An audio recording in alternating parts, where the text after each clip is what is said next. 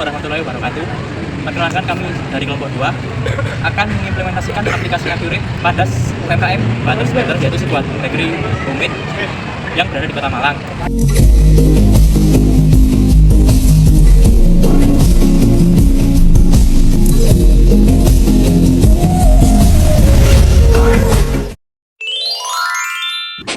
Jadi ini masuk di transaksi di tanggal 4 Januari, yaitu pada tanggal 4 Januari 2024 melakukan pembelian bahan baku umum secara kredit kepada pemasok umum. Kemudian barangnya itu ada gula dengan kuantitas 40 kilo, kemudian telur 100 kilo dan juga kertas logo dan keterangan. Ini dibeli kepada pemasok umum. Kemudian kita masuk ke pembelian, faktur pembelian.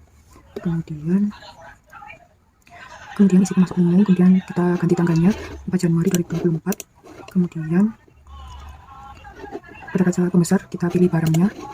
Yang pertama itu kita mau membeli gula sebanyak 40 kilo seharga 15.000 per kilo. Kemudian tidak ada PPN-nya karena tidak ada PPN pada UMKM tersebut. Bisa kita lanjut, kemudian kita pilih barang kedua yaitu telur sebanyak 100 kg dengan harga 25.000. Lanjut, kemudian barang terakhir yaitu kertas logo dan keterangan sebanyak 50 lembar dengan harga Rp500 per lembar. Kemudian lanjut, jadi total keseluruhannya itu yaitu 3.125.000. Kemudian info lainnya kita isikan nomor faktur, yaitu nomor faktur umum strip 2024 1. Kemudian tanggalnya pada hari 4 Januari 2024. Kita isi alamat juga, alamat UMKM kita. Kemudian kita simpan, tidak dilakukan pembayaran karena transaksi ini dilakukan secara kredit, jadi bisa kita simpan saja.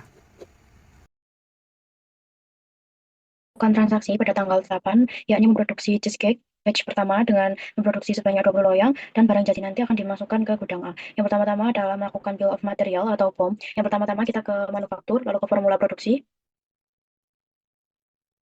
Lalu di sini pada produk utama kita pilih cheesecake. Lalu selanjutnya pada kuantitas ini kita isikan dalam berapa banyak tadi, yakni 20 loyang. Lalu selanjutnya ini itu adalah rincian tahapan. Jadi di sini nanti akan bisa dibuat kayak tahapan produksi atau tahapan selainnya. Tapi kita sekarang pergi ke bahan baku. Lalu kita mengambil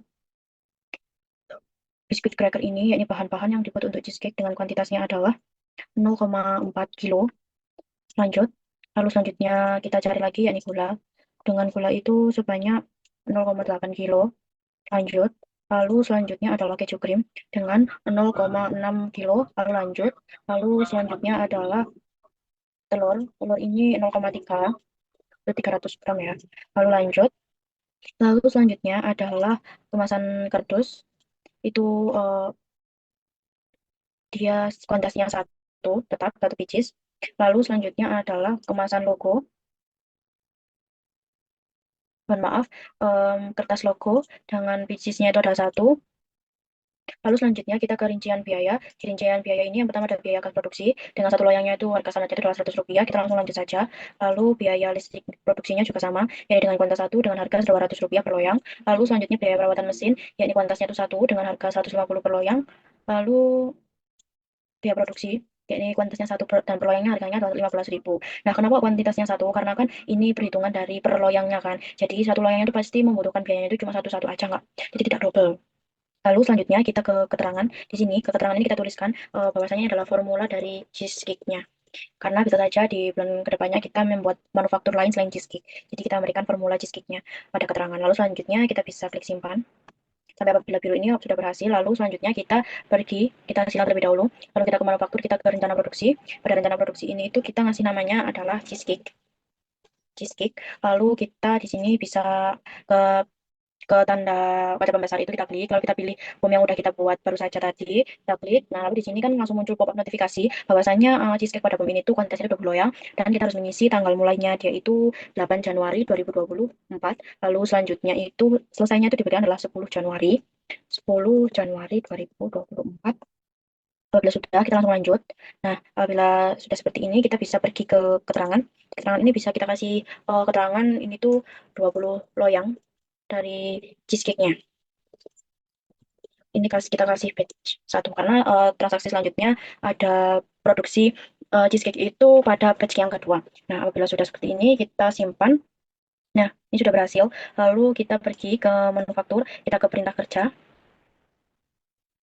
Di perintah kerja, di tipe ini kita biarkan dia menjadi rencana produksi. Pada lalu di rencana produksi ini kita klik ke kaca pembesar, kita pilih ke cheesecake yang tadi berapa loyang yang kita buat. Kita harus ingat ya berapa loyang yang kita buat dan itu rencana produksinya itu untuk apa. Nah, di sini kita pilih cheesecake 20 loyang. Nah, lalu selanjutnya tanggalnya ini adalah tanggal 8 Januari 2024. Jadi perintahnya itu adalah tanggal mulai serta tanggal perintah kerjanya. Ini 8 Januari 2024. Nah, lalu kita langsung bisa, di sini ada dua cara. Yang pertama itu kita bisa ke proses lalu pengambilan bahan baku, atau kita simpan saja ini, lalu kita ke manufaktur, lalu kita ke pengambilan bahan baku. Tapi di sini saya memakai cara yang tepat, yakni proses lalu ke pengambilan bahan baku. Nah, pada perintah kerja tadi akan otomatis tersimpan.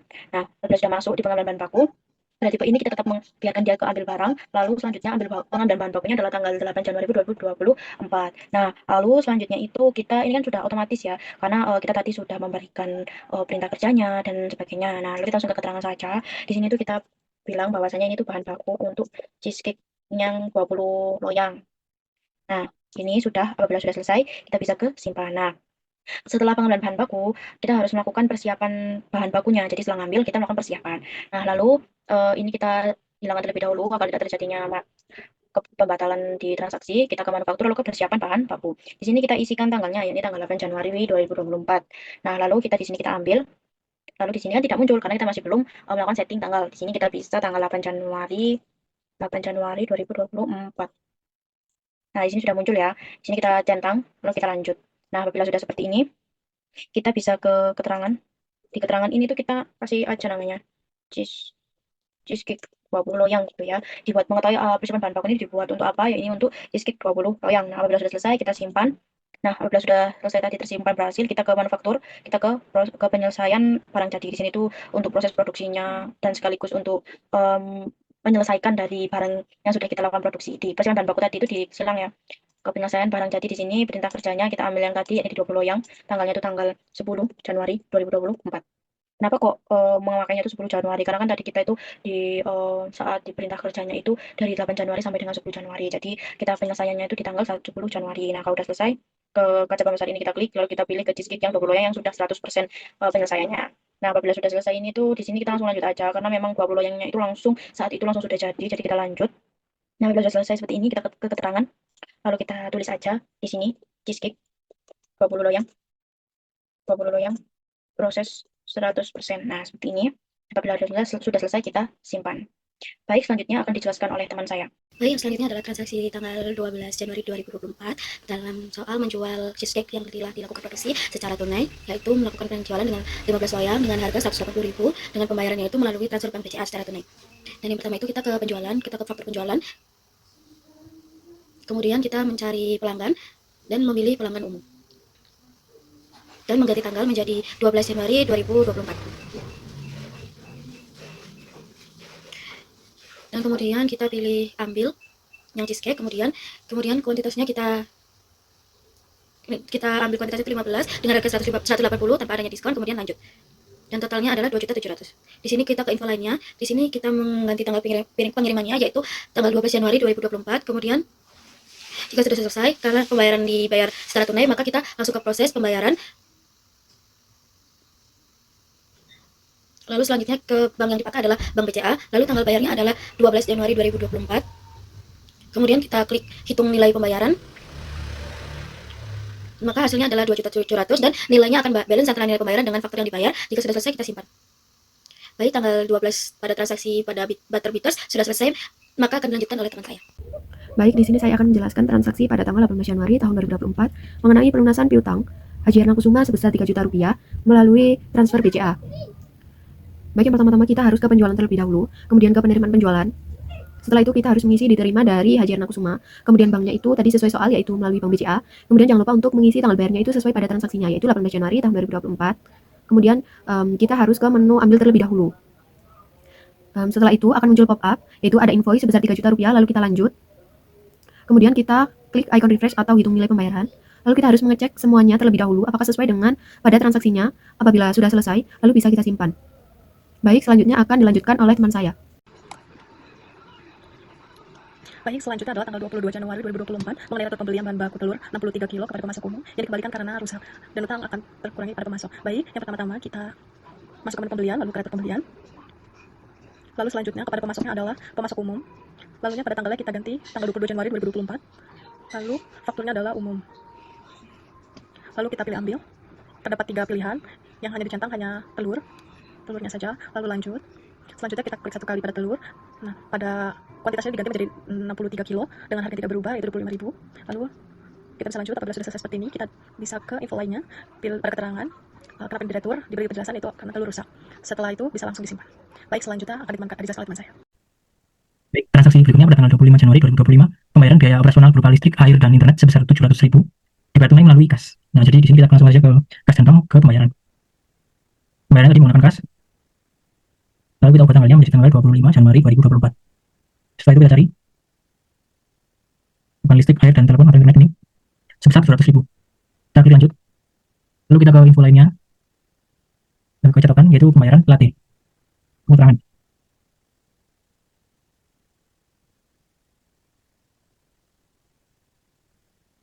Jika sudah kita simpan, lalu kita lihat di nah ini sudah terisi. Jadi keterangan tadi pembayaran LAT periode Januari 2024. Baik, selanjutnya kita akan ke proses akhir bulan dan pemaparan laporan keuangan.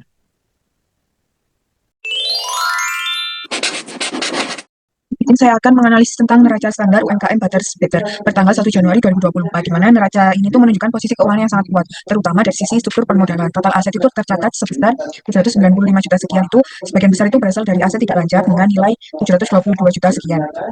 Kemudian ini tuh didominasi oleh kepemilikan tanah dan juga gedung sebagai investasi jangka panjang usaha UMKM. Kemudian aset lancar berjumlah 72 juta sekian, itu terutama terdiri dari kas dan juga sarakas sebesar 50 juta. Serta persediaan dan piutang usaha yang mencerminkan aktivitas operasional yang berjalan dengan stabil. Kemudian dari sisi kewajiban itu, perusahaan itu hanya memiliki hutang usaha sebesar 2 juta saja. Itu dengan total liabilitas hanya 2 juta ini berupa utang usaha, sehingga tingkat leverage itu sangat rendah. Kemudian komposisi ekuitas mencapai di angka 793 juta sekian, itu menunjukkan bahwasanya hampir seluruh pendanaan perusahaan itu berasal dari modal sendiri, jadi milik owner sendiri. Kemudian modal usaha sebesar 701 juta sekian itu serta laba ditahan yang menandakan kinerja usaha yang sudah menghasilkan keuntungan yang cukup besar. Kemudian secara keseluruhan ini dapat disimpulkan bahwasanya neraca ini itu menggambarkan kondisi finansial yang sehat dan juga risiko finansial yang sangat rendah. Baik, berdasarkan laporan neraca per 31 Januari 2024, UMKM Butters Peters ini menunjukkan struktur keuangan yang sangat kuat dari sisi aset maupun total aset dimiliki mencapai 797 juta. Porsi terbesar aset berada pada aset tidak lancar, yaitu sebesar 722 juta, yang terutama berasal dari kepemilikan tanah senilai 400 juta dan gedung senilai 350 juta. Hal ini menunjukkan bahwa UMKM ini sudah memiliki investasi jangka panjang berupa sarana produksi yang memadai, dan aset lancar ini tercatat 76 juta, yang sebagian besar terdiri dari kas dan setara kas sebesar 57 juta. Kondisi ini mengindikasikan tingkat likuiditas yang baik karena perusahaan memiliki ketersediaan kas yang cukup untuk memenuhi kebutuhan operasional jangka pendek. Dari sisi kewajiban,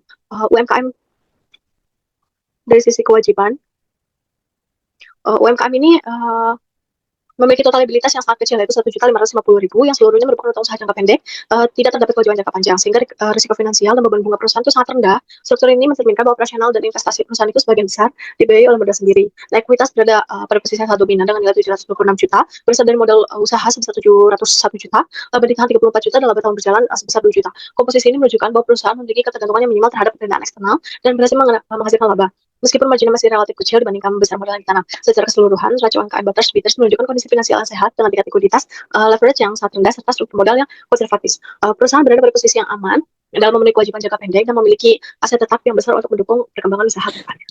Baik, di sini saya akan menjelaskan mengenai laporan-lapor rugi standar dari UMKM Butters Better. Dapat diketahui bahwasanya pada laporan-lapor rugi standar milik UMKM Butters Better itu merincikan kinerja keuangan pada bulan Januari 2024 dengan adanya pendapatan bersih sebesar 9.786, yang dimana ini itu setelah adanya retur penjualan. Jadi penjualan bersihnya itu ada 9.890 dan adanya retur penjualan sebanyak 104.000.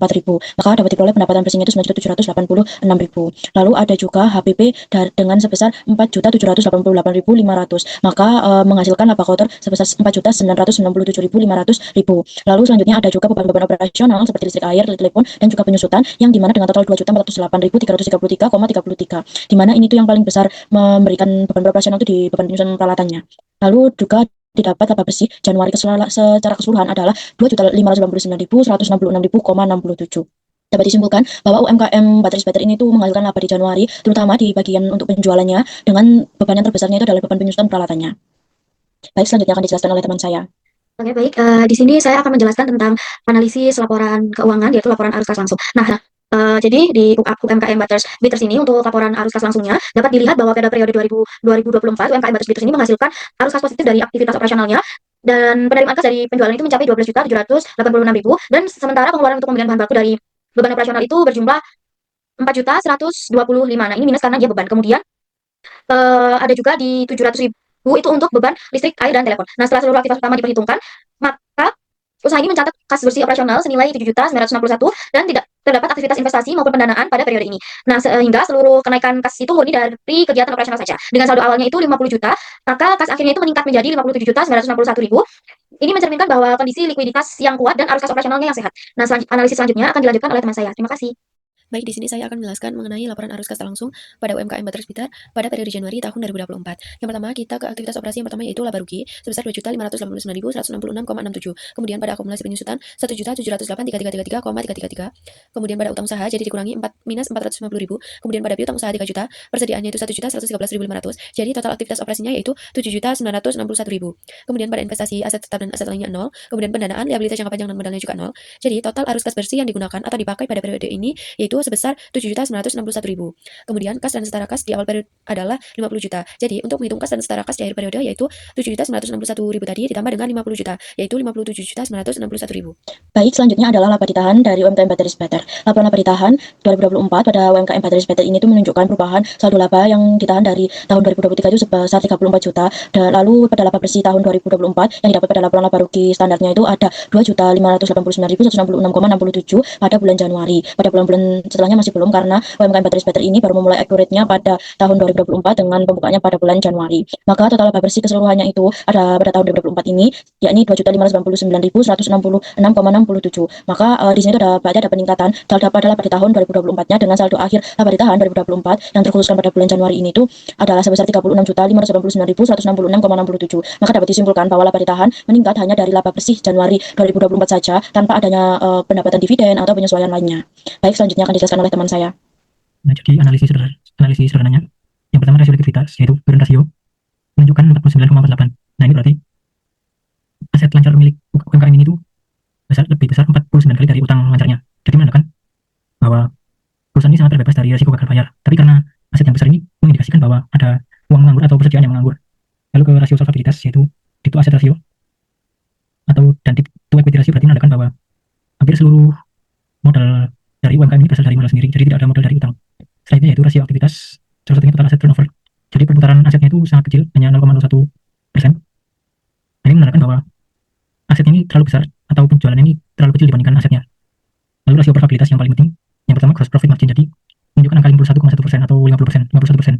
Ini menunjukkan bahwa misal 1.000 penjualan itu, dan 510 itu adalah laba kotornya, dan setiap 1.000 penjualan, 260 itu merupakan laba operasional, dan net profitnya juga sama, yaitu 26,5. Jadi misal penjualan sebesar 100.000, 26.500 itu adalah laba bersih. Sekian, dinaikkan.